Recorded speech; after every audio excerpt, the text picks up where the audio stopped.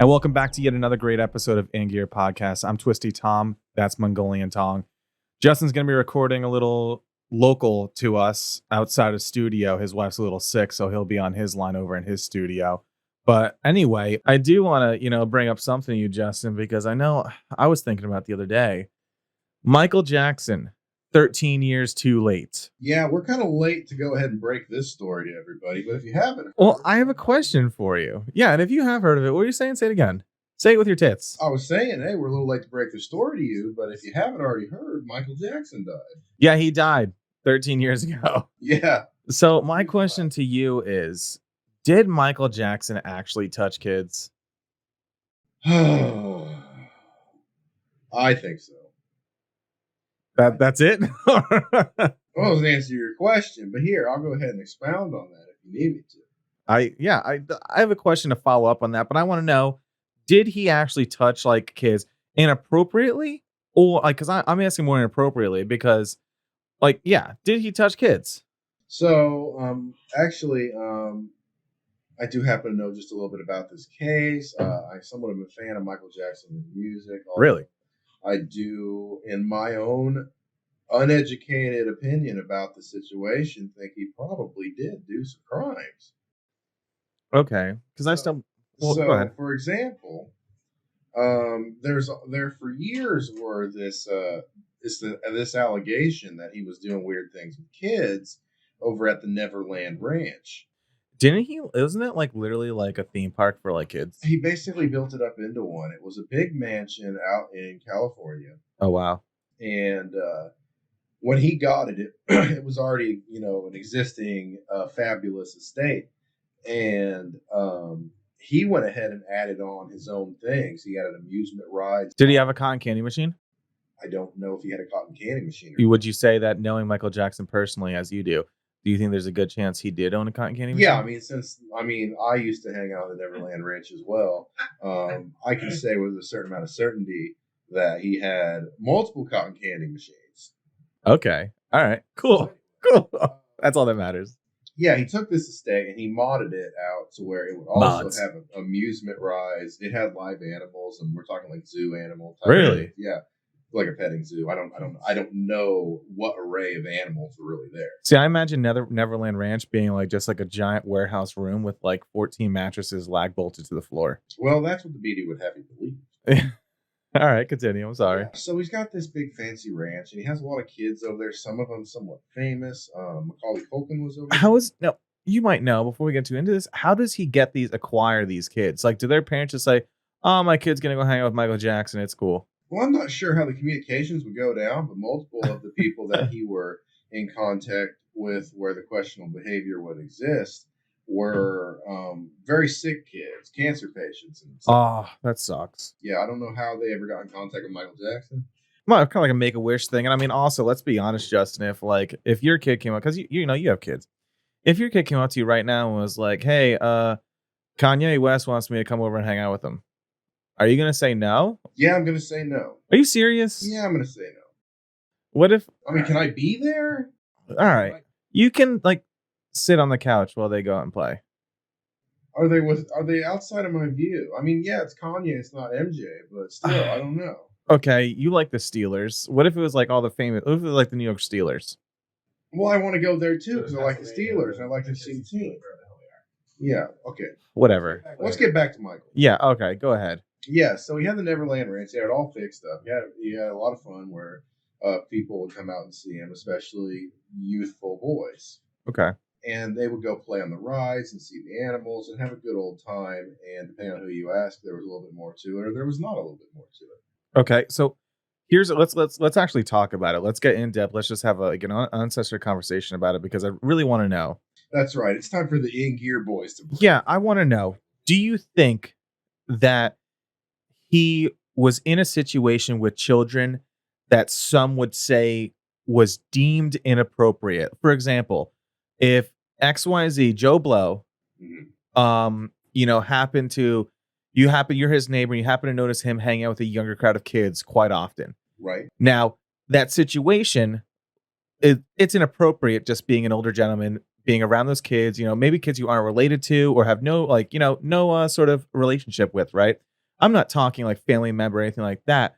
So was he put in a situation, or did he put himself in situations you think that some would deem inappropriate? Or do you think he actually acted and did inappropriate things? So, because I feel like it's very easy in that sort of situation, being, a big mainstream media, fucking pop star, where no matter what you're doing, everything's, under the microscope and it's under the eye of the public, right?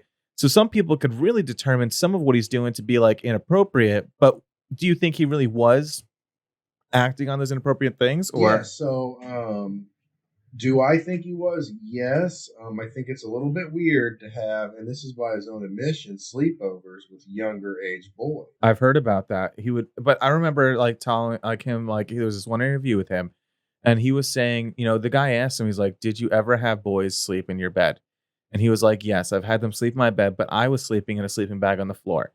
And like he's had other things where he's like, "Yeah, we've all like cuddled up under a blanket and like watched movies and stuff." Now, part of that, really, I know a lot of like those issues that he had in those situations he got into were because as a kid, he really didn't get a chance to be a kid because of his father, and all of his brothers really pushing that whole show business, really didn't give him a time to like be a kid.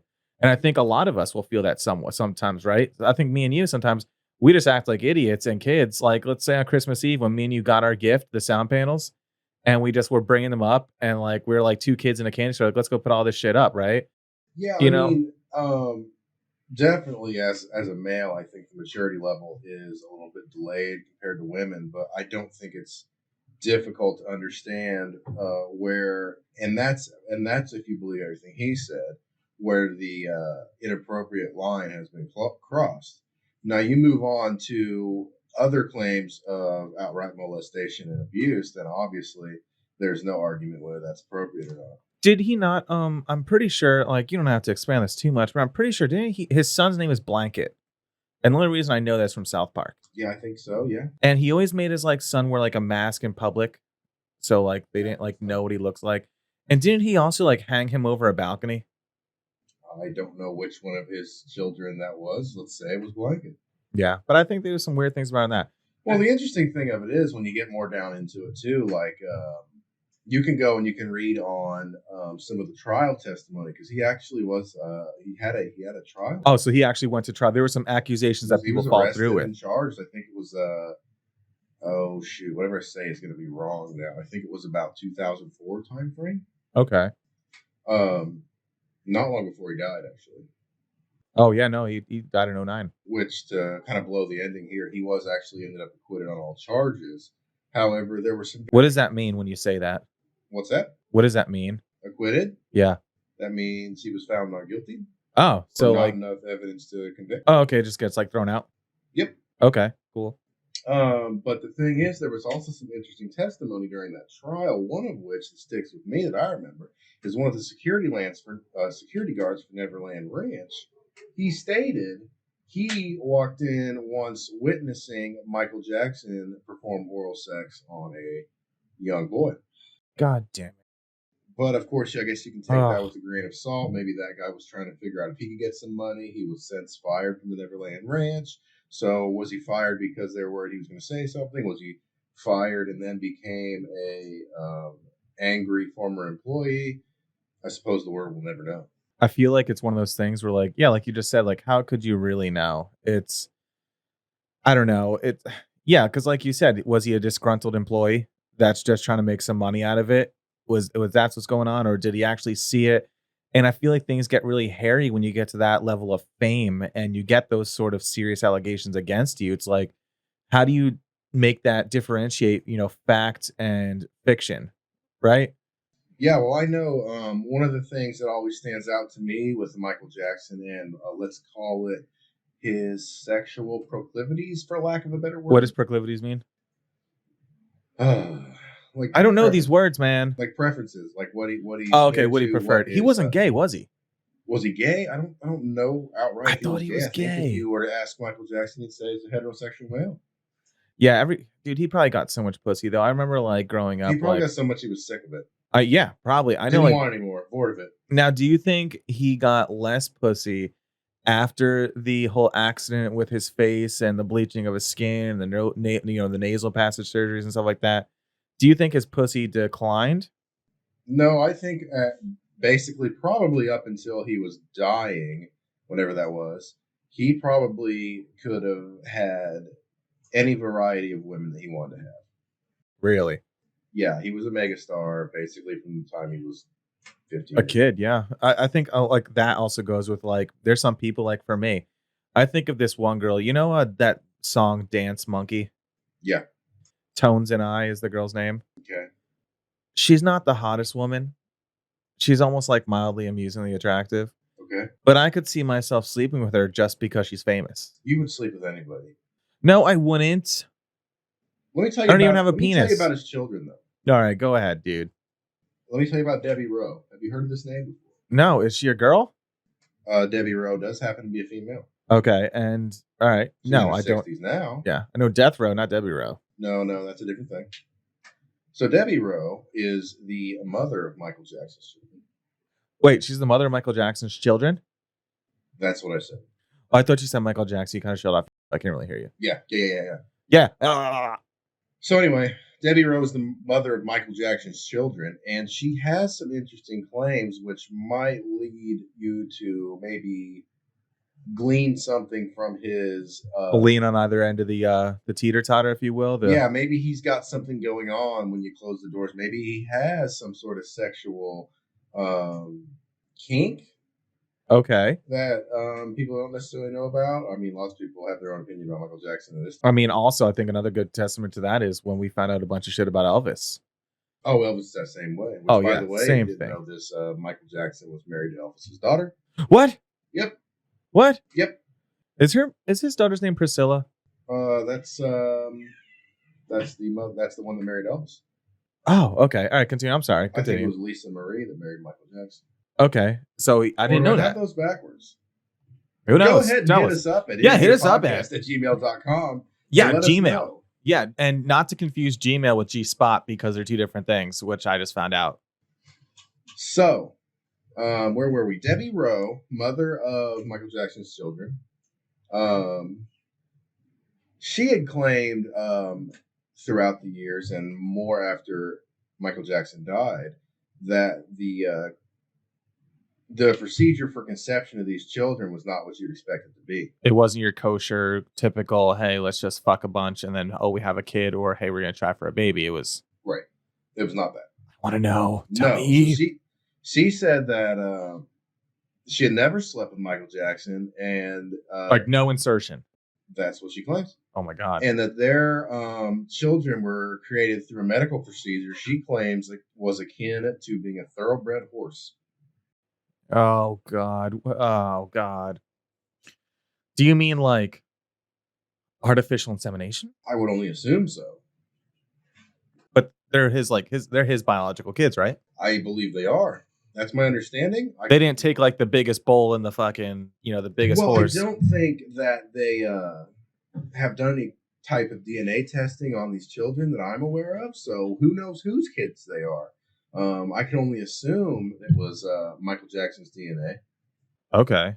Shit. So basically they had, when they chose they wanted to have kids, it was not like your typical, like, it's like, I know, like for me, like when I have kids, I want it to be pretty, kosher, chill, relaxed environment. I don't want to be like, all right, I'm going to inseminate you like a fucking, you don't have to cow. Get a turkey baster? Yeah, turkey baster. I don't have to save up my semen for fucking 14 years just to fill up a turkey baster. Okay, first of all, I don't think you understand how a turkey baster works. You don't have to fill the thing in order to baste. All right, well, now I don't baste turkeys. Basting techniques on the show? Yeah, and if you're interested in learning some basting techniques, hit us up at ingearpodcast@gmail.com, and maybe we can bring you through some Thanksgiving, what would you say, Thanksgiving traditions and basting techniques, some insertion techniques. We're a little past Thanksgiving, but you know what? Basting, I feel like, is a year-round kind of tool that everybody needs. Have you ever basted before? I'm a master baster. Really? All right, well, continue. I'm interested. Now, they said what? It wasn't fucking kosher. It wasn't normal. This is from Debbie Rowe. And that's his wife? She did not conceive her children the atypical way. Well, I don't know. What if your wife was like, hey, do this? Does that mean that he was never attracted to Debbie Rowe or women in general and just wanted to have these children and I guess yanked it into a cup or whatever the case may be? What does that mean for us? What does that mean for MJ? What does that mean for the world? Well, tell me, Justin. I want to know. Oh, I don't know. No, I don't want to know the facts. I want to know, what do you think? If your woman came to you right now and was like, hey, I want to have kids. Yeah. But you have to like tablespoon it into my cervix. Is there some reason we can't do it the Lord's way? She said she can't stand the sight of you. Oh, God. I think we've got all kinds of other problems at that point. Can't stand the sight of you, but I want your genetics. No. So what do you think then, if these claims are true that MJ never procreated with Debbie Rowe, or really for any other female for that matter, what does that mean as far as his other sexual proclivities? Well, first off, if they're only like doing it, like, was it Michael's choice to do it that way, or was it her choice? I didn't see anywhere on the articles I was reading that it was either that it was stated whose choice it was. I assume by Debbie Rowe's complaint, it was probably leans towards him, right? Towards it being Michael Jackson's.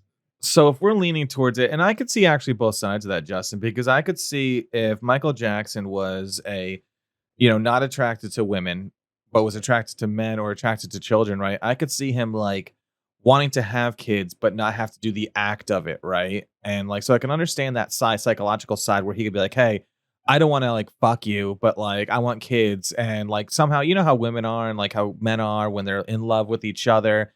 Either sex could be like do anything for that other person because they just want to make them happy, right?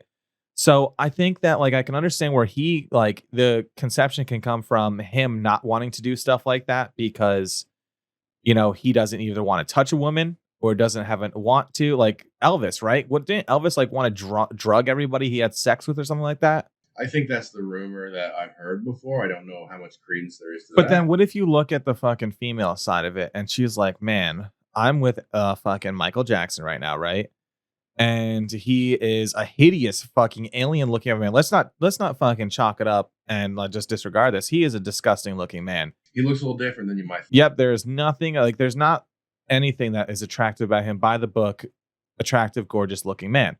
So there could be a portion of that on her side where she's like, hey, I want his money, and I want to be a part of this. I want to like, be part of something bigger than myself, but I don't want to touch him because I couldn't imagine the fucking view and the scene of him climbing on top of me and giving me a kid. Well, I'm pretty sure that Michael Jackson hooked her up and she had money.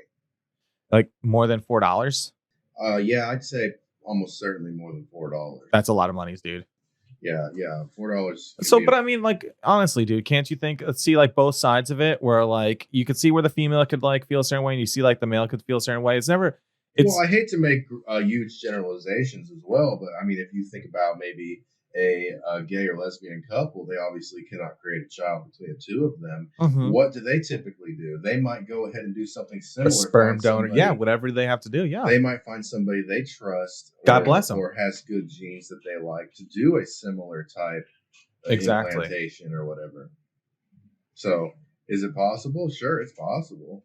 But then does that make any of the other accusations any more or any less true, or does it not mean anything as far as the accusations? So I don't know. Oh God, sorry. It's whiskey, dude. No, the whiskey. Oh my God, so much whiskey. Also, Justin, why don't you tell the viewers real quick while I type in this thing and distract everybody? Why don't you tell them what we're drinking on tonight yet again? And don't forget the minor details of what's on the bottle. Well, it's interesting you bring that up. And we ran this through some test audio already. But I wanted to go ahead and talk about, we're drinking a little Maker's Mark tonight. And this one came in like a cool Hawaiian guy's shirt. But more interestingly than that, the last episode we recorded, we never really got a chance to touch on, which we were drinking a single malt. Oh, yeah. Well, now, so we were drinking a single malt, but I have to say, I want to get into that, but I want to quickly, before we get too off topic, I want to touch back on Michael Jackson, kind of ask you a little something about him. All right, table the single malt. We're coming back to it, though. Yeah, don't forget, guys. Hey, we're coming back. We're here. All right, so Justin, do you know like kind of what happened to Michael Jackson, his skin color, and like kind of like how he came to be so fair-skinned? Yes. Well, tell me what. Because I got it right here, but I want to know, like, kind of like where you're at, and I'm going to tell you where my unbiased opinion, then we'll go to the facts. Yeah, so he, and then this is another cause for controversy there, but he had a skin condition which would cause loss of pigment in vitiligo. Yeah, vitiligo in his skin. I think it's vitiligo. Yeah, maybe. Who knows? But most of the time, if you see people that naturally look that way, they're very blotchy. Yeah, yeah. His claim was that he did not change the pigment of his skin so much as even it out. And who knows? Is that true? I don't know.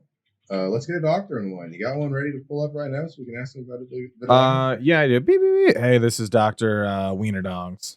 Yeah. So, I don't know. What are your thoughts on that? So, I heard a few different things. So, yes, vitiligo, whatever the fuck you want to call it, results in patch of the skin, right? Mm-hmm. And then I also heard that, and this is when I was younger. I'm not sure if this is true or not, but I heard that he was in a commercial for like a Coca-Cola or a Pepsi. Yes, it was a Pepsi. And there was a chemical accident that kind of made it worse. Let's go ahead and touch on this for a moment. How nice is it for you to have a seasoned older gentleman such as myself that actually can remember some of these things, so I can bring you down memory lane? It's almost very erotic and actually borderline sensual, because for me, like, I'm over here. Okay, that's great. So anyway, what was your question? Oh my God. Hold on. It was a Pepsi. Hold on. Like, click. I just had to get the nipple clamps off. Continue. It was a Pepsi commercial, and there was supposed to be like some pyrotechnics or something. He ended up, I think, getting burned, and the level of burnedness on this is even up for debate. I don't think he can walk across the street without there being some sort of, did he cross the street? Did he want to cross the street? Who knows? Yeah. But so they say he was burned, however badly that might have been, and he went in and he had a little bit of work done, and the rest is history. So, is that where the nose issue came from? Because I thought he had like a deviated septum. Was it from drugs that he like wound up getting all the nasal passage surgeries? Do you know? No. Well, let me check. Also, let me type this in. Why is Michael Jackson's face like that? And on today's episode, let me Google that for you. We have Thomas over there, and he's going to go ahead and look up, why is Michael Jackson's face... How about you just get up and windmill your dick around the fucking mic for like 5 minutes while I do this? Yeah, why don't I just punch myself in the face until I can get blood in my stool? Dude, I went to the doctor the other day, and one of my former bosses was in there, and it was just interesting, like rolling in there and like seeing one of my former bosses in the same fucking medical place I was at. Small world, huh? Oh yeah. I was in there for like blood in my stool. I was shitting blood for quite a while, so yeah.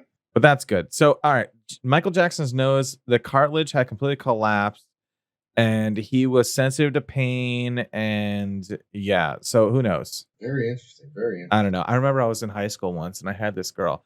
Let's just call her Jandis Darns. And I remember her. And she would like literally like as a young kid, as an of age, kid in high school. I remember her like she had a fat ass. And I remember she would come and sit on my lap and like take her thong and pull it way above her hips and like put this cheek. That was the style back then. Oh no, my God, it was. Why don't we bring back Tasteful Whale Tail? I don't know. Why not? Go ahead and put that out there. Yeah, everybody, bring it back. Listeners, are you pro or against whale tail? And just tasteful. It doesn't have to be sexual. It's like, oh, that's hot. It's kind of cool. Yeah, good for you. What does that mean? I don't know what that. You want to see your grandmother with her thong? No, I don't. I really don't. But all I'm saying is she had the same nose condition. She had like this deviated septum and almost a Michael Jackson nose.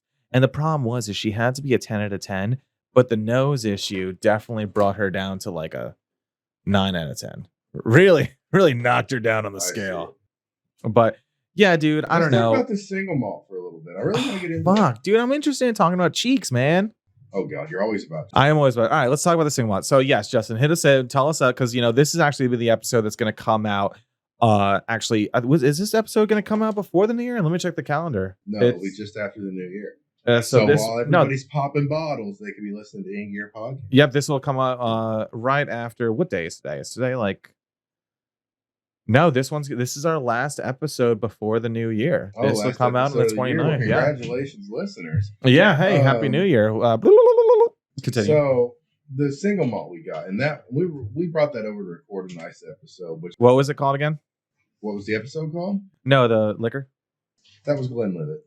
Glenlivet. Everybody should know that. It's no secret. No, but it's good. It wasn't terrible. It's 12 years age. It's a good bottle of single I malt. have to say, if I'm going to drink something straight, like I can't drink really Maker's Mark straight.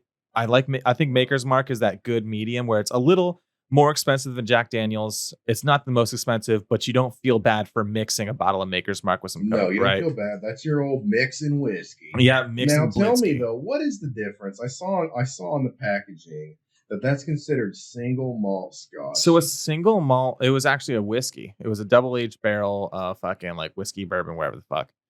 It was a scotch. It was a scotch whiskey, fucking something, right? So a double malt, right? You said double malt, right? Single malt, double malt, yeah. It was a single malt. So, given my fuck. I used to work at a distillery, right?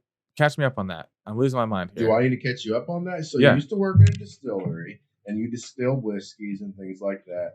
You used, I think you said at one point you used, was it oats? Oh, buckwheat. Buckwheat. Oh, yeah, I remember that. Like buckwheat was a really, really fucking good hard grain to work with, but very sweet, very awesome. What do you mean hard grain to work with? So we had grain pumps. So the way it would work when we would distill whiskey and stuff is we would have a giant like cylinder tube thing, right? It was like a giant vat, if you will.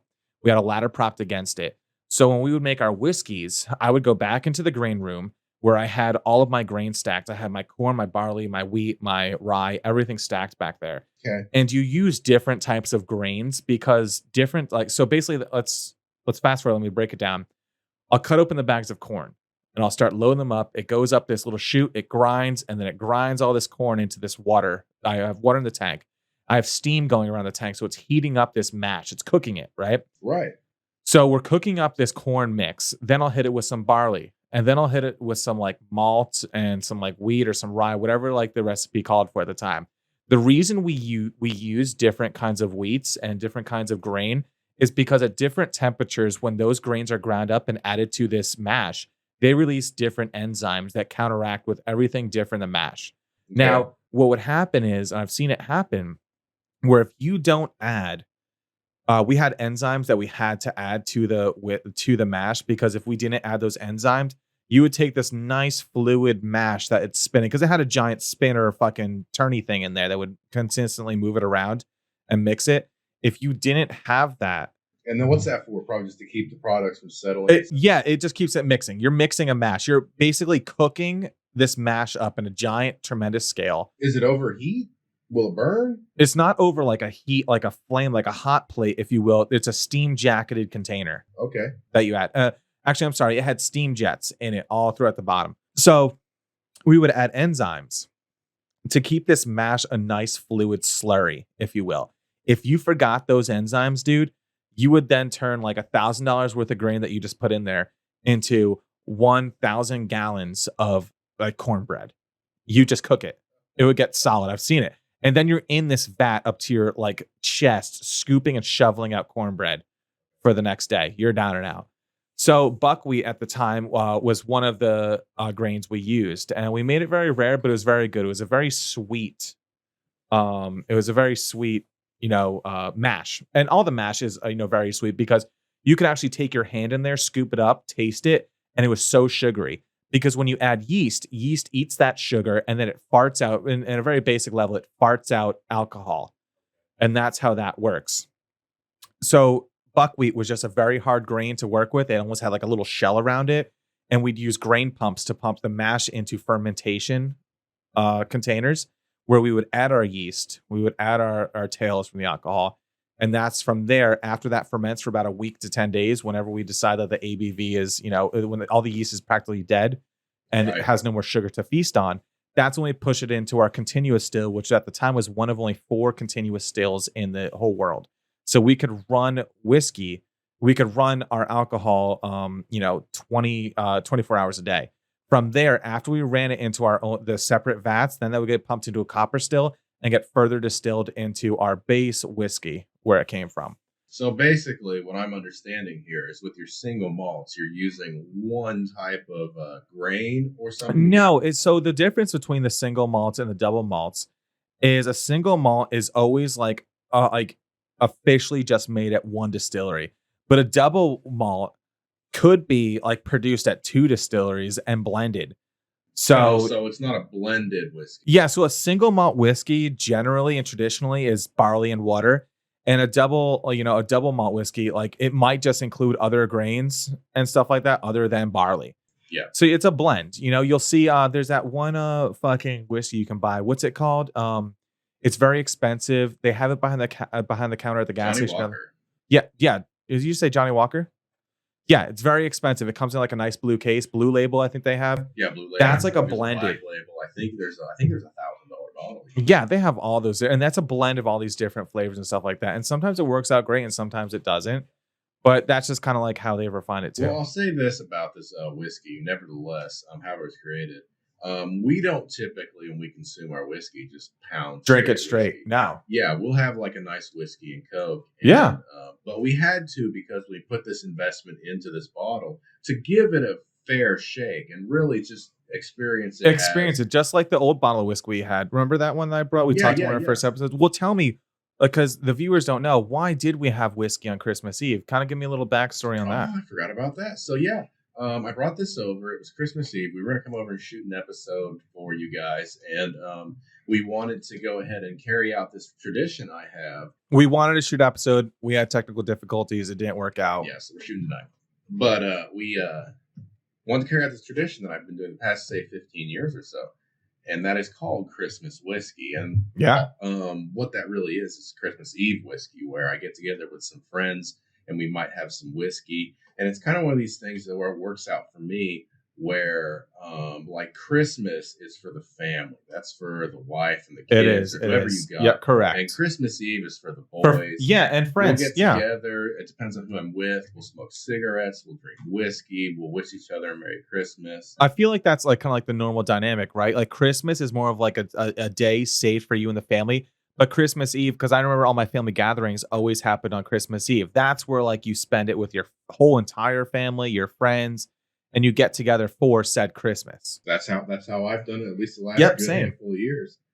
And so that's what we did. I wanted to get a little something special because we have whiskey fairly often. Maybe like 4 times a week. Something a little bit special. So we went ahead and we got this single malt. It was a Glenlivet 12-year. That's right. And we went ahead and got the single malt to have during Christmas whiskey. And instead of mixing... I thought it was a double. I'm sorry? It wasn't a double? I think it was a single malt. We'll have to go back and look. Yeah. But we wanted to go ahead and give it the appropriate respect it deserves. So we poured it over some ice. Yes, and we had it. And I got to say, like, if I were to sit and just have like a... I don't know what they call them, well glass or whatever it is. Yeah. Of whiskey and over ice. It'd be something like that. I don't think I'd want to do Maker's Mark or Jack Daniels. No, not at all. I agree with you. I feel like the Glenlivet or Glenlivet, I don't even know. Tell us if we're wrong. Comment and tell us we're pieces of shit because we said it wrong. I don't care. But the Glenlivet, right? I feel like it gave a very fruity tones to it. The one we had, very fruity. And I feel like it was lighter color. A lighter color, yeah. Almost like a watered down iced tea, if you will, kind of color. Tequila shade, if you will. Yeah, exactly. And I feel like it was like a Pinot Gris, but way like I got flavors that would remind me of like a Pinot Grigio. Yeah, I can see that. But on like a more intense level. Wine, yes, exactly. So all right, so hey, here it is. We went ahead and hit you up a little Michael Jackson. We're gonna take a break real quick, but when we come back, I want to go ahead and talk to Thomas about the ghost of Michael Jackson at Neverland Ranch. I have plenty of stories for that podcast with Thomas and Justin. Have a good one.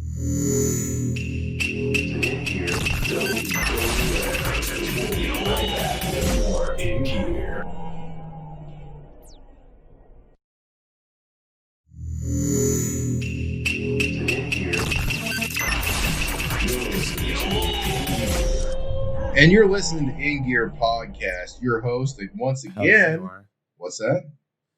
No, I was trying to hype you up. I was like, hell yeah, you are. I'm just over here trying to hype you up. Continue. Son of a bitch. Continue on. You messed my roll up. You're listening to In Gear Podcast. Your hosts, once again, are Thomas and Justin. I'm Justin. He's Thomas.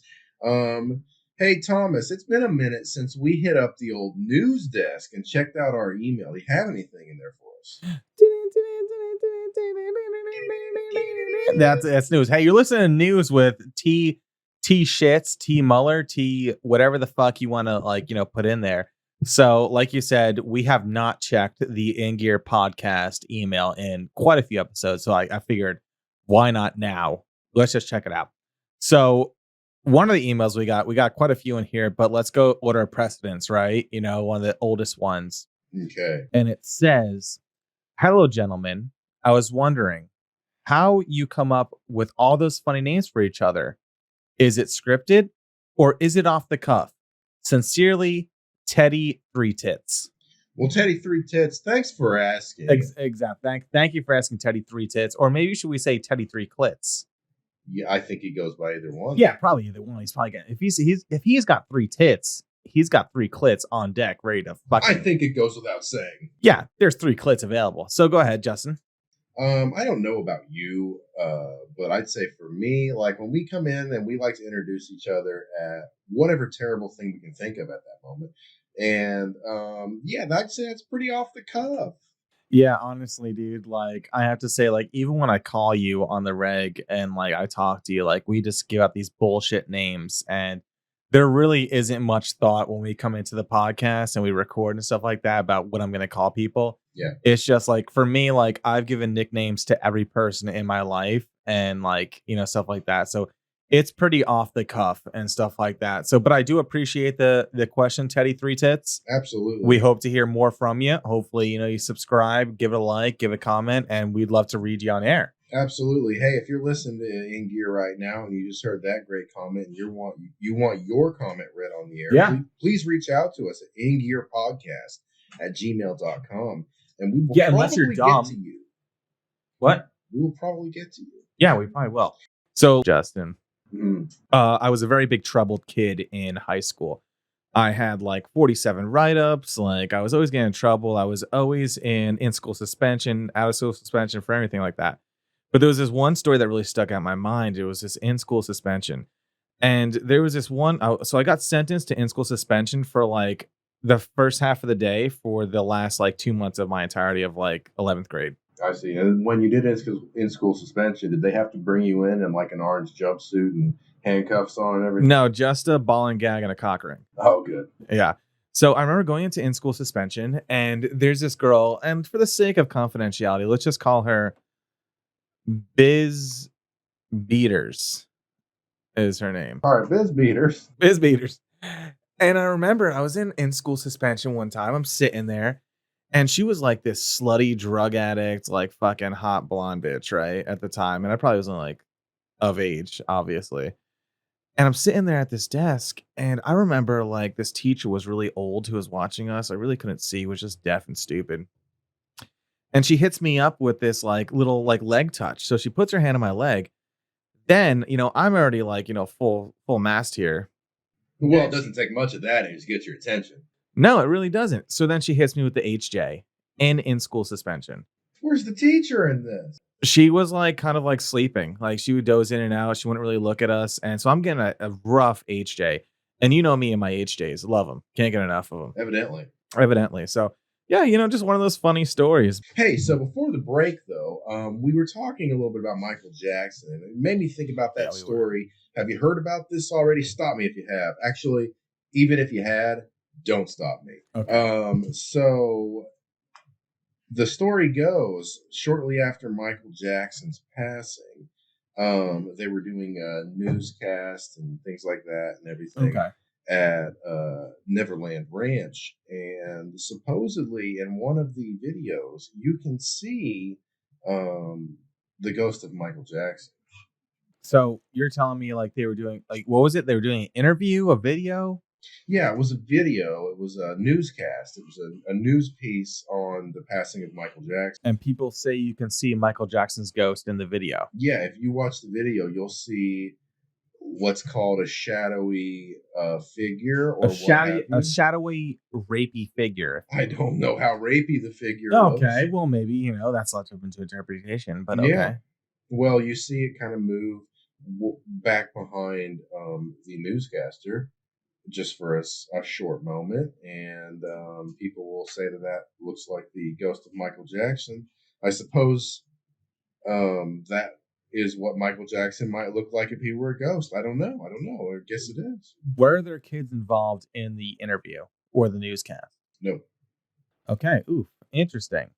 Interesting. Kind of throws a wrench into the gears of kind of like the. Oh, I see. Because if the king of pop, as they call him, were to come back from the afterlife, he's only seeking young children. Yeah, right. That's what's that's my bad. That's my bad. So he came back in. You could see his little fucking figure back there. And what was it chalked up to? Did people like, is that a definitive, like, hey, the ghost of Michael Jackson is here now? Well, is this like a well-known thing, or is this like a deep web fucking like, oh my God, I just found this sort of thing? Oh, well, the video's easily out there, but you've got, two sides of the equation. As what was he doing in the video? Was kind of like a moonwalk, kind of like a nipple flip, a twisty? It was not like that great of like a silhouette of the late Michael Jackson or anything of that nature. It was just a figure that it's well in the background of what the actual like camera aperture was looking at, and it's just a dark piece that moves through the room. And obviously you'll have the people who say that's lighting, that's a cloud, that's anything. Yeah. Or you'll have the people that are saying, well, that must be the spirit of the late Michael Jackson. I think a lot of people, when it comes to situations like that, where there is a famous person and it comes into question whether a famous person has made their appearance in a, paranormal, state, everyone really instantly tries to go to, hey, that's Michael Jackson, right? Everyone wants to explain something that they can't explain, right? Does that make sense? Kind of like, So. kind of where I got, like, people want to be like, oh, well, that's Michael Jackson. Of course it is. Neverland Ranch. Well, especially with a guy like Mike, like he died relatively young. I think, what was he? Was he 50, 60? Wasn't he 59? I think he died in 09. I think it was 50 even. Well, hold on. Michelangelo. Let me type this up. It's not Michelangelo. Ninja Turtles. What are you doing to me right now? He died at 50. That's what 50. I got from the Ninja Turtle guy. Go. Yeah. That's 50. what I thought it was. Yep. So that I think we all can agree 50 is kind of young to be passing away. And I think especially when you have someone like Michael Jackson, he at least to the public knowledge at the time wasn't in poor health or anything. Nobody expected like we're going to see him die anytime soon. Yeah. And so I think that's difficult for people to process sometimes. But on the other side of the token, though, there are those people out there, and I actually somewhat side with this, where like whatever the spirit is that makes a person, like what happens with that energy when it goes away? Does it dissipate? Maybe it doesn't stay around for 200 years, or like these old ghosts you'll find around like old mines or something. Maybe that's just a bunch of hogwash. But what about these ghosts that you might see hours or days after a person's passing? Yeah. Is there any realness into that? Well, I'm really actually kind of like glad you brought that up, because I feel like when it comes down to like the spirit form, and I don't know if like a portion of this relates to like, I don't want to say religion, or like, whether you're atheist, practice Christianity, or whatever it may be. But I feel like sometimes like, at the most basic level, when we're sitting with each other and we have this sort of energy, right? And we have this sort of vibe and stuff like that.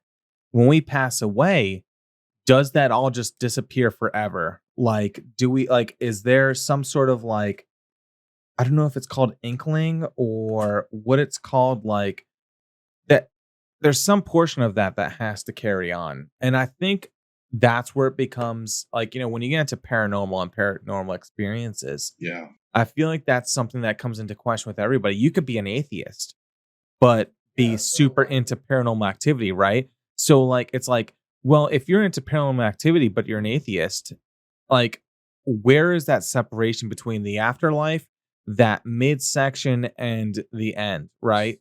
So I think to answer that, like, I think no matter where you are on the religious spectrum, maybe you're a devout Christian, maybe you're atheist, maybe you're Muslim, maybe you're whatever you are. Yeah, you're Jewish, whatever you are. I think, in my opinion, obviously, I obviously do not hold every religion out there. So Yeah. whoever you are, I'm probably outside looking in. Um, wherever you go into that level of your faith, whether you go, it's there's always things that are unexplained or unexplainable. Yes. If you're a devout Christian, we'll use them as an example. There are these things that um, when you see these things, when you see Michael Jackson, or you see these spirits or these anomalies, if you Yeah. will, that we don't necessarily have the answer for, and the reason why we don't, I think, is what changes depending on who you are. If you're a Christian, it might be And we don't know, but I God knows. If you're an atheist, it might be, well, we don't know, but we haven't explored that level of science yet. But there's always that level of unknown as to what creates that. I What are also these feel things? like you said, those, people who are devout Christians, who are like, not celebrate, but practice Judaism or whatever, like the proper word for that is, whatever your religion is, right? I think everybody's always looking for that explanation to something that they can't explain in the heat of the moment, right? Everybody wants to be like, oh, well, in the sense of like, because I grew up in a very, Catholic Lutheran household, right? Oh, Christianity those based. Catholics, man, they'll have some of the spookiest things you'll ever hear of. Exactly. And a lot of the times it's easy enough to chalk it up to, oh, well, it was God. God wanted this, whether it may be something like a death of a family or an injury or whatever it may be. Oh, well, God wanted this to be the way it is, and that's how it is. It's a pretty big like cop out, I feel, in certain senses, to be like, let's just chalk it up to something that we can't explain. And now when you get to paranormal activity, it's that bridge and it's that mid level where it's like, oh, well, just chalk it up to this. We can't explain it. But like, now here's this. So Well, yeah, but like that's the thing with the paranormal activity is nobody seems to be able to explain it, whether you are devoutly religious or otherwise. Like there's no, I guess, scientific explanation as to yeah, why you. it's very hard to apply science to certain situations like that. And Yes, like I said before, I think that's like a super easy way to like, with all those people like who are big, like it's not called scientician. What's it called? I know like Leanna Remney, King of Queens, like Scientology. Scientology. Yeah, I don't even know if that works in there. I just feel like it's a quick cop out Well, to hey, let be me like, ask you though, since we're talking about ghosts now. well, I have a big thing that I want to kind of bring up Okay, that I think kind of like relates into what you were asking about. okay, So we were like talking about the whole Catholic or, Lutheran or Christianity or whatever your religion may be, dealing with these situations and, chalking it up to being like, oh, well, that's how God made it, or this is how God wanted it to be, right? I right. remember when I was a young kid, I probably was like 19 years old. Actually, I think I was like 22 at the time. I remember going to, I'm sorry for saying so much. I remember going to on a date with a female at the time. What a change And that must be for you. oh, what? Oh, go ahead. Oh, okay. Well, fuck you. All I remember is in New York at the time, let's disregard the female date. I remember in New York at the time, we had a severe thunderstorm or snowstorm. I lived above a funeral home. And I remember living above this funeral home for a few months. And I had a great time with the funeral director. He taught me a lot of stuff. Now, at the time I started, like living there at this funeral home, it got to the point, Justin, I tell you this, and I tell my viewers, right hand on my mother's grave, it got to the point where I would wake up at 3:33, which is, anybody would know, that is the peak witching hour. The wishing hour, right? 3:33, half of 666. Right. It is peak, witching hour. And it got to the point where I remember messaging my buddy John every night that it would happen. It was like every other night. I would like wake up, eyes wide open out of a dead sleep, and I would look over at my clock and see it was 3:33. It got so in depth that I would wake up and I would be like, "Okay, Thomas, it's going to be 3:33. You're going to sit here with your eyes staring at the ceiling, count out 3 minutes." So it's not 3:33 when you look at the clock, because I had an alarm clock next to my bed. Count out 3 minutes. So I'd count to, 180. 1 1 And then I would 2 1 exactly, and all I the way would to 1 look at 8. the fucking clock, no matter how many minutes I fucking counted, dude. I would look at the clock and it would still be 3:33. And I would screenshot these moments on my iPhone and I would send them to my buddies like, "Hey, just trying to document this. Yet again, it's happening to me. I've been waking up at 3:33 every morning for however long it may be." So that happened to me, and that started when I was in a funeral home. But what really bothered me, what really took me for a loop, is because I started losing my faith. Because growing up very Catholic, Christianity, Lutheran, Yeah. you have quite a lot of faith. My family, God bless their souls. I'm not bashing on any sort of religious, affair or type of preference you have with anything like that. But I remember, like, I was in my house, the snowstorm had hit. I'm going on like day 3 of having no power. I had a little propane heater. It lost. Now this propane heater had like a quarter inch of gas in it. It lasted me 3 days. It kept me and my dog at the time, Momo, who's a chow. It kept me in my apartment and Momo just barely warm enough to not freeze outside at like 20-degree temperatures. Well, No way to cook food. No way to keep warm. Nothing except this little heater. So that, it goes back to that little lantern. Was it a lantern or what was it that lasted 40 days and 40 nights? The oil? yeah, something like that. Lamp or Yeah. something. Yeah. I'm sorry if like I'm insulting anybody, but I feel like, I kind of like overlooked it. And this little propane heater lasted me, 3 days and 3 nights. And I remember the propane heater, I remember listening to it click off. And I'm with Momo. I'm cuddling him for warmth.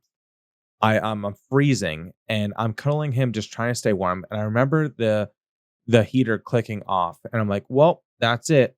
That's all I got for heat. Now it's gonna get a lot more rougher than it was. I was able to keep my room at like 40 degrees rather than like 20 degrees. Oof.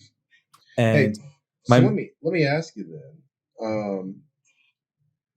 Do you think that because you've got all them devil tattoos on your arms, that you think maybe that's some reason you have any of these weird, maybe paranormal experiences? Maybe you're inviting something to you. Well, that's a really good question, which I think we can go on to in a few seconds. Where I think this story is going to kind of roll into that. And I remember, like, running out of heat. I have no more heater. I have no food. I couldn't even. I actually made like little alcohol stoves to make tea, hot tea, right? So I'm sitting there. I'm like, oh my god, the fucking heat's out. It's just me and Mo. We're dead. We're gonna freeze to death in this apartment in this little town in New York. So at this point, I got up and I was like, I've lost all faith in everything. I'm like done. I'm out. This is it. I got up and I went to my china cabinet. I had a really gorgeous china cabinet. In that china cabinet, I had my mother's ashes that were smelted and blown into this gorgeous pendant with my mother's ashes.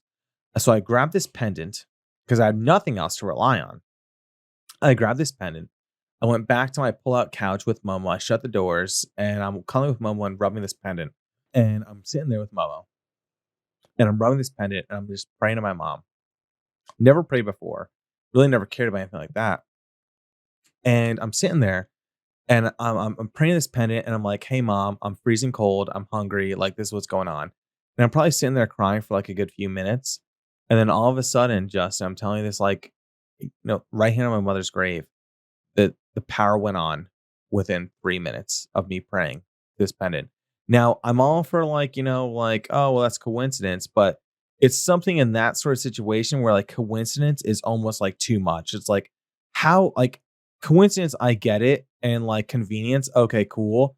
But like, how come I got up, grabbed this pendant, and now like got my wish to like have some heat back in like my fucking like body? Like it was super weird to me. So like that was something that like, I I think like, like no, not bashing on anybody who has a faith in somebody higher than themselves. And as a matter of fact, I feel like if you don't believe in anything at the most basic level, I feel like it's better to believe in something higher than yourself, I can see regardless that. what it Yeah. is. It's Yeah. better to believe in something bigger than you, you know? Yeah. What Well, do you yes, think? Give please. me Anyway. I know I'm sorry for like the viewers and you, like that was a loaded topic, but I'm interested to hear what you have to say about that, Justin. Like Am I crazy? Is that normal? Like, is it weird? Is it too coincidental? What is it? Is it normal that you will grab your mother's pendant and the power will come down to your house? Is it normal that like people try to look towards something higher than themselves? Like, I don't know. Like, what do you feel about the situation? Oh, I think that's not abnormal at all, especially when it comes to difficult times. I know we've talked a lot about because you and I both are fans of like World War II and old war history. Like, I think you mentioned that your grandfather said at one point in time, when you're in that foxhole and, Yeah, when you start taking fire, yeah, when hell is raining down, these it guys that doesn't matter who you are, you're praying to somebody. yeah, yes, I'm so happy you brought that. Yeah, it doesn't matter if you didn't believe in God at all, whatever the hell. Like you had lots of people like, oh, I don't believe in God. Like when you start getting shot at, you believe in something higher Absolutely. than yourself. So I don't know, opinions. Like, am I just this crazy fucking kid who felt like I was in a shitty situation and now it sounded super like, convenient for this to happen? Like, I'm all for coincidence, but sometimes coincidence is too convenient. Possible to say. It's possible for me to answer that. It's one of those mysteries. Yeah. So as I was asking before, I really want to know: do you think that your tattoos might be an invitation for maybe some of those demonic experiences you had around 3:33 in the morning? I do 1,000%. I do. You do. I do. I do. My whole arm, as you can see, is tatted up with any, upside down crosses, 666, anything that like has to do with the devil. Um, I do think it enhanced a little bit of it. I was waking up at 3:33 before I had any tattoos.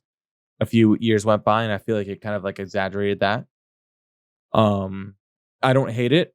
It's definitely given me a lot of perspective on certain things. Sometimes like I have to say to you, Justin, now and all, honesty, there are probably 2 times a week that I wake up in like a pool full of sweat after having the most demonic dreams that only somebody could ever dream of, seeing the terrible things that I see.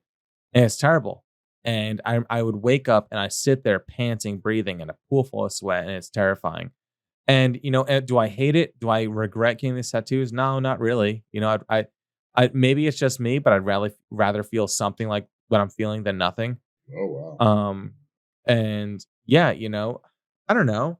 It's okay. Like I like the theme I got going on. Do I feel like maybe like, things have been exaggerated since getting these tattoos? Maybe a little bit, but not so much that I'm sitting here and be like regretting like, oh my God, I should have never gotten these or anything like that. No, not at all. Yeah. Well, you can just keep your devil tats over there. That's not going to happen over here on my life. Do you remember that time, by the way, where we went over and we were in Colorado, you and I at that point? Yeah, yeah. And we've talked ad nauseum about paranormal things and ghost hunting and those types of We things. both have our experiences, yeah. Yeah, and well, I'm a big skeptic. I've never really seen anything to speak of that I would say leads me to believe that I think that ghosts are real. Well, is it okay? Like I definitely want, because I know where you're going with this. I Okay, know the situation and like how cool of a situation is for me and you both like being super open minded. well, I'd say I'm open minded, but I'm Oh also yeah. skeptical. Yeah. It's skeptic, but Yeah, open minded. Like yeah, if something slaps you in the face, you're not gonna be like, no, no, that's not how it works. Like you keep an open mind and you're open in yes, interpretation or whatever it may I'd be. like to think so. Well, I remember growing up in my house in New York, and the guy who built our house, his name was Jacob Schneider. We were tearing apart the walls. We were making some renovations. My father, he found this guy named Jacob Schneider's little fucking barrel slat in the wall. We went down to his grave in Narrowsburg, New York, small town. We went to his grave. We took the camera there, and the camera kept losing battery trying to go around his grave. And what was weird because we owned his house. We ended up getting back to his house. We put the plaque on the wall. And the biggest thing like growing up is me and my sister would always be in our rooms of this house. It was like a 13-bedroom house, white house. It was an inn.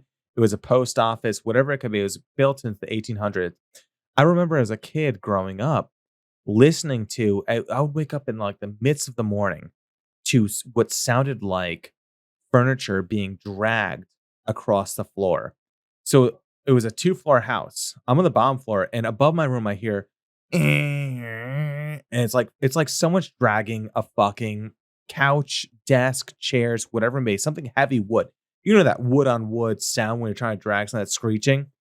And at the time, I was always like, "Oh, my dad, like, has his workshop up there. He's a excellent woodworker. He, is very, good with that stuff. He might be up there blowing off some steam, doing some stuff." And I remember the next morning, I always asked him, like, "Hey, what were you doing up there?" Nothing, nothing, nothing.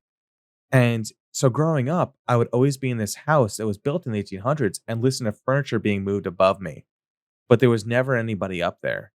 There was nobody moving this furniture. It wasn't my dad. He was asleep, getting up for work at 5 a.m. So that was super weird for me and stuff like that. Yeah, that's So hard to speak on, having not been there or anything like that. It could be, a million different things. well, It could be come something very come a explainable. few years later, I had my buddy Kevin Knapp over there. You know Kevin Knapp. We went to Tucanos together. Right. And he is very good with the paranormal. He like has evidence on every sort of recording device you can ever think of true fact that it comes out of paranormal. So I brought him over to my house. We're hanging out, and I'm like, "Yo, Kevin, I think this house is haunted. Let's go set up some whatever recording devices you have. Let's set it upstairs." So you hear us on the recorder, walk up the stairs, go to the second floor of my house, set it down, and then you hear us go, "Okay, is this good? This is where it needs to be." And then we close the door to the upstairs, stomp back downstairs, and you hear us go away. Now, a minute or two passes by, silence on his recorder. All of a sudden, you hear footsteps, you know, clear footsteps. Okay. And then it sounds like, dude, I tell you this, I almost brings me a tear to my eyes when I talk about this. It sounds like somebody walks up to the mic that we put down, leans into it, and goes, and is breathing heavily into this mic. And that's it. And I remember looking at Kevin's face, like we did this for like an hour. We went downstairs, played some video games. We went up there, got the recorder after an hour, and he's listening to it on his headphones. And he's like, "Yo, dude, I need you to hear this." And you hear this man walk up to the fucking audio recording and listen to somebody lean into the audio recording, almost as if they were looking at it, trying to figure out what is this newfangled device. And they're like, into this device. And we heard that, and it was just ridiculous. And yeah, it was crazy. I think, I remember, like, I think you were trying to bring up we lived in Colorado, and I'm sorry for getting off track here, but like it just overtook me. I needed to bring this up. We were in Colorado for a while, and I want Yes. you to take over this story because I know you can explain it a little better than I am. Me and you, for quite a little while, were very interested in the paranormal activity. I remember sending you out, Justin, to like 7 different thrift stores. Oh my And god. yeah, right. Tell me about that. About what I wanted you to get. Tell me about it. You talk. And a lot of the paranormal guys, they'll talk about how, especially if you record on some of this older, more, I guess, in more this equipment that can Crude. be influenced more by paranormal activity, these Yeah. older style of recordings, you'll be able to pick up certain things on these audio recordings. So I found a old tape recorder. I think I might still have it. I remember sending you out for like an hour and a half, and I remember calling him like, "Yo, do you find anything like that?" Yeah, well, I found the tape recorder. I could never find the tape. I know. You can find the recorder, just not the tape. So anyway, we had to kind of forego that. We used like the audio recording on our phone, which didn't really produce much. But you and I decided, you know what? We're both interested in this paranormal stuff. Let's go out and let's check out a local cemetery. It's got to be some ghosts out in the cemetery, right? Also, it was super gorgeous cemetery, I have to say. It was Gorgeous. Very beautiful. But it was also the middle of the night. So we go out there, might have broke a rule or two. So we're not going to say exactly where it went. I gotta say it was probably around 2:30 a.m. and we were probably pretty hammered, but we walked our way there. Yeah. So we got there, and we go over a small fence, like a little like. Now, Justin, I'm gonna did we not have anything that was a little The Ouija board? finger blasting? Yeah, Ouija board. Yeah, finger I blast. was getting there with that. Let me paint the picture. Paint it with your shirt on. So we get there. We have Ouija board in hand. We have our cell phones for audio recording, which is not, I guess, the ideal way to do that. And EMF. We had our phones on the EMF. We had an EMF detector on our phone, and we go out and we try to find more or less the center of the cemetery. Hopefully getting like if you're in the center, you got to be surrounded by some sort of ghost. Yeah, we were trying to get to the epicenter of the So we go out there. It's a very beautiful cemetery, and I gotta admit, although I'm a skeptic, I don't know. I've never really seen anything that I think is ghostly. I do have to admit, it sure is a spooky feeling being in a cemetery in the middle of the night. Just making our way into that cemetery was spooky. Yes. And then we got in there and it was almost like, okay, we're in here now. We're kind of trapped in here. Yes. And continue on. I'm sorry. Oh, it's fine. But so we get our stuff set up kind of in the center, and going down the cemetery, there's all these different walkways, these little paths to go to whatever person you're going to. It was almost like a maze. Like I remember I brought it up on Google Maps. It was like you can go to any different, like it was weird. So we kind of find an intersection. We feel like the most ghostly power might be at an intersection of the road. The most like center. Yeah. So we get all of our equipment set up. We get the Ouija board out. We go ahead and get this recording devices. And we at this point we're sitting cross-legged, just me and you, at like 3 a.m. in the middle of a cemetery. Quiet as a mouse out there too. Dauntingly quiet, almost creepy quiet. Yeah. So we get it all set up. Didn't really get a hit or anything, I'd say, on the Ouija board. What I have to say, Justin, is when we were there with the Ouija board, what I got a lot of with our EMF detectors, and I remember us testing, like, because the phone, like, okay, you can download these phone apps, right, that have EMF detectors. Yeah, just move around it. But I remember us doing like a standard baseline test at the house, like going around to an outlet, our phones would detect a big spike, and then going to nothing, it would detect exactly. We would detect nothing, and I remember us being there in that center where we would detect nothing, just talking anything. But as soon as we brought that EMF detector next to the Ouija board, there was a spike. Yeah, that was an interesting phenomenon. I can't say that for sure. That is like a slam dunk, there are ghosts, case closed type of evidence. But there is an unexplainable piece there, if you ask me, where we had this equipment set up. We had our Ouija board, and the EMF detector was definitely giving us some type of hit, some type of electromagnetic. Yeah, there was something. And of course, I was pretty spooked at that point. I was ready to go long before you were. You're like, "Oh, we're good," and I was not feeling it. Didn't we both bring like pistols and handguns with us? I'm pretty sure I had like a 45 in my back pocket. Don't think so. There was something. I was like, "What am I gonna do? Shoot a ghost?" Well, I was also worried about, because I think we might have been trespassing. Yeah, we might be trespassing. I was worried that like we might get ourselves in a little bit of legal trouble being out that late at night in the cemetery. Yeah. But well, nothing came of that side of the thing, of course. So we go ahead and hunt around, and we don't actually, I guess, find much more than that. I can't explain why that EMF detector was going off. I don't know. Every time we brought it back to the Ouija board, we'd get a severe spike.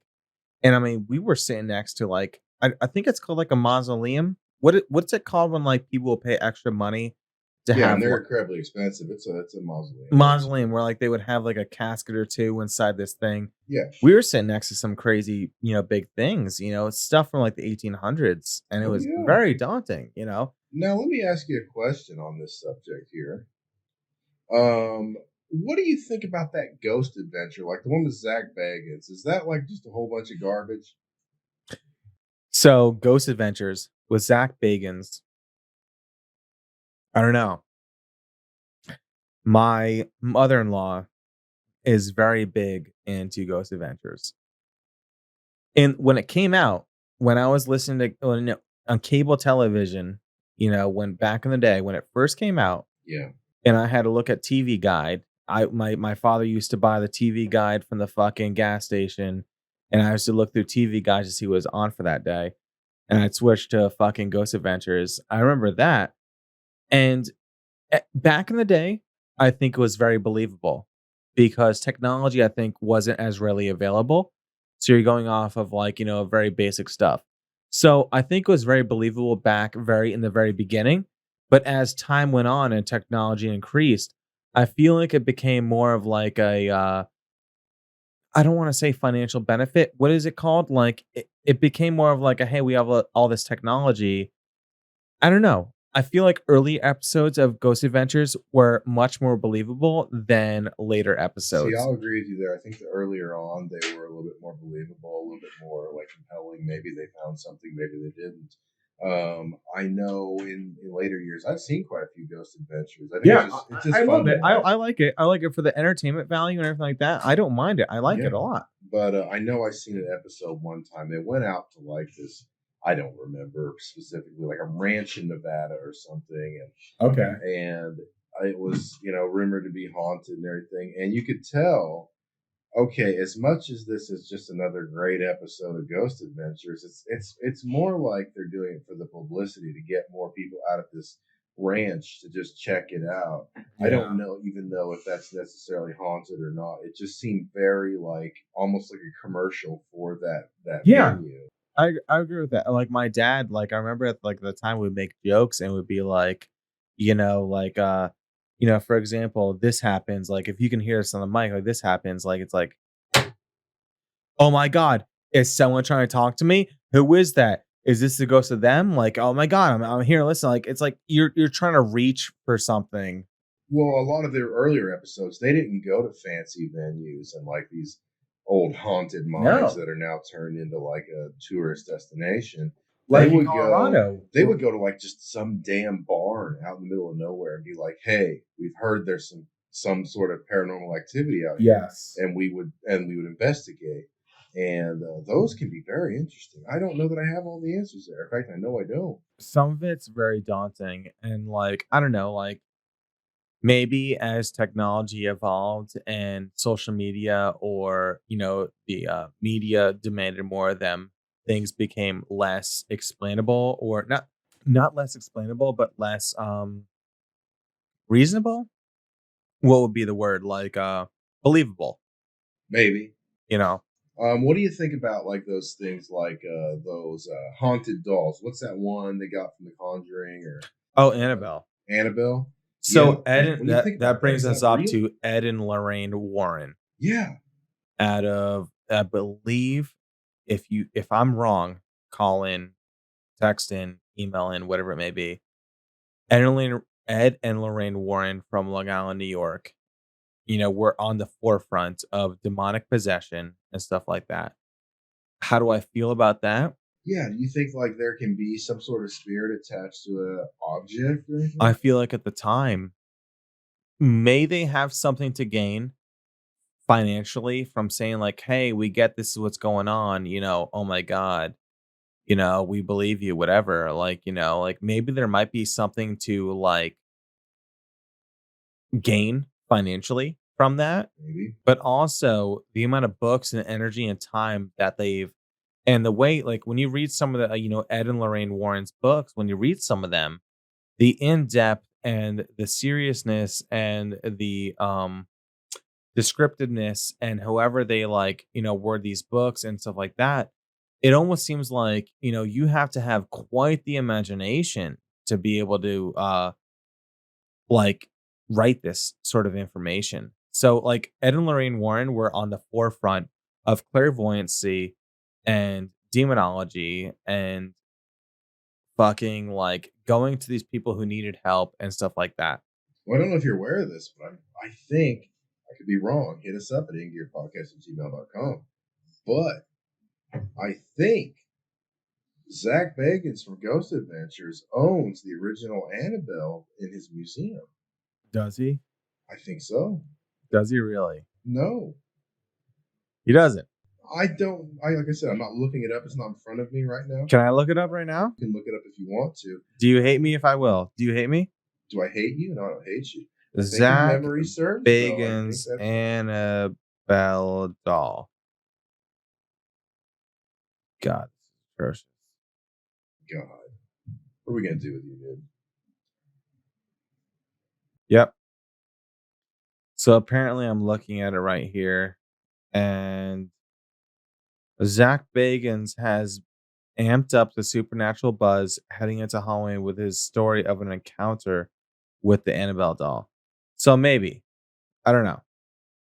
Regardless, if I came into contact with something like that, like for me, like I have a very big anxiety when it comes to paranormal activity.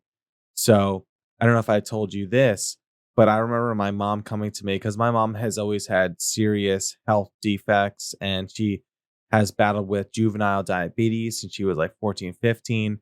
She has dealt with, a congestive heart failure, lymphedema, all these different health effects. So Lupus. yeah, lupus. Yeah, maybe. Who knows? So as at a very young age, I've always spent a lot of time in hospitals. And I remember at like a certain age, I want to say I was 16, 17. My mother, and I don't know if I've told you this, Justin, but like this is like, a little personal thing here. So I want to tell you this Oh, now. new tidbit for me here. Yeah, tidbit. I remember like my mother coming to me one day and she said, "Hey, Thomas, we want to talk to you." And it was her and my dad. I was like, "Hey, what's up? What's up?" And my mom would go into these little fits where she would have like, before she went to a hospital, she would have like, these cardiac failures or like I don't know what it is. Like the ambulance would have to be called on her. Some sort of episode. Yeah, episode, if you will. And I remember her telling me one day, and she looks back at my dad and she's like, "Should we tell him?" And she looks at me and she goes, "Hey, Thomas, I want you to know that the other day I was passed out in my bed and the ambulance came eventually, but while I was passed out, I woke up for a second and I saw you standing at the end of my bed with my great grandmother, her nanny." Which was super weird to me to hear my own mother say, because I knew where I was at that day that like she had this episode. Oh, Like so I'm that didn't really happen by your account. By my account didn't. But by her account, I'm sitting there, standing at the end of her bed with her great grandmother. And maybe for another episode, we can go super in depth with that, like stuff like that. Like, I feel like, this can you veer off very quickly into a very deeper, very, very intimate episode and stuff like that. Yeah, I don't know if we want to talk about your mom with the clock we're looking at right now, but Well, I don't think it's clock time. I just feel like I'd rather dedicate more time to it than anything yeah, like that. absolutely. But, like And my it goes mom. into a whole other category as well. Exactly. My mom talked to me about that stuff and she was like, "Hey, we saw you," and stuff like that. And it's very different. So I don't know, man. Like what it boils down to is a supernatural is something that we can never really pinpoint, make an excuse of, or rationalize. And I think there's those certain experiences in life that it's okay to not rationalize everything. Not everything has to have a rational explanation. Not everything has to have something that you can chalk it up to or, be like, "Oh, well, this is the way it is because of what it is." Yeah.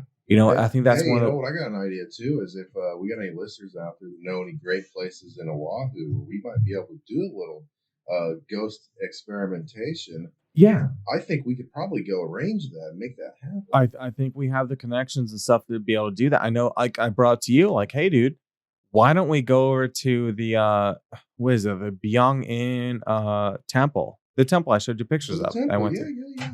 Let's do a podcast there and stuff like that." That'd be interesting, or maybe not. If even if it's related to this podcast, just we can go out and we can go ahead and do some sort of investigation, and then bring back our results or any experience we might have, and just talk about that and shit. Exactly. Well, I have to say, it's been almost an incredible episode. Probably one of my favorite episodes. This has been a pretty good episode. I know. Probably just being able to open up to every one of our listeners, open up to you and talk about everything like we've experienced, stuff like that. Yes. And I actually do love it a lot. So again, thank you all for listening. We will catch you on the next episode of Have fun. In Gear Podcast.